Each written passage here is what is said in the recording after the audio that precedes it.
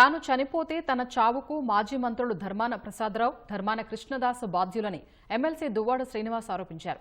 శ్రీకాకుళం జిల్లా పోలీసు కార్యాలయానికి వచ్చిన దువ్వాడ శ్రీనివాస్ దివ్యల మాధురి ఎస్పీ మహేశ్వరరెడ్డిని కలిసి ఫిర్యాదు చేశారు.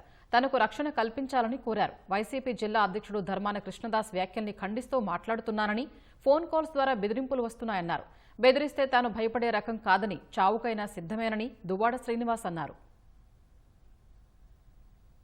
ప్రతిరోజు ఒక 100 కాల్స్ అటెంప్ట్ చేస్తే అందులో 15 నుంచి 20, 30 కాల్స్ నిన్ను చంపేస్తాం, నిన్ను నరికేస్తాం. రీసెంట్గా జిల్లాలో జరుగుతున్నటువంటి అన్యాయం పైన కులాహంకారం అన్నమాట, రాజకీయంగా అధికారాన్ని చూపించి మమ్మల్ని నాశనం చేయటం. ఆమదాల వలసలో తమ్మినేని సీతారాం లాంటి నాయకుడిని పట్టుకొని బలహీనుడని, ఆయనకి మరొక యువకుడిని తీసుకురావాలని, సాక్షాత్ జగన్మోహన్ రెడ్డి గారు పుట్టినరోజు నాడు జగన్మోహన్ రెడ్డి గారి గురించి 4 మంచి మాటలు చెప్పకుండా స్వపక్షంలో ఉన్నటువంటి సీతారాం గారి మీద మాట్లాడుతున్నటువంటి ధర్మాన కృష్ణదాస్ బలమైన వ్యక్తి అంటే నువ్వేమైనా బలమైనడువా? జగన్మోహన్ రెడ్డిని తిట్టిన వాడిని ప్రశ్నించవు.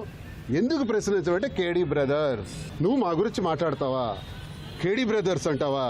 నీ సంగతి చూస్తాం, చంపేస్తామని, అటాక్ చేస్తామని బెదిరిస్తున్నారు. కాబట్టి ఈ విషయాన్ని ప్రజలకు తెలియజేయాలి, పోలీసు వారికి తెలియజేయాలి, న్యాయస్థానాలకు తెలియజేయాలని ఆ ఆడియోని బయటపెట్టడం జరిగింది.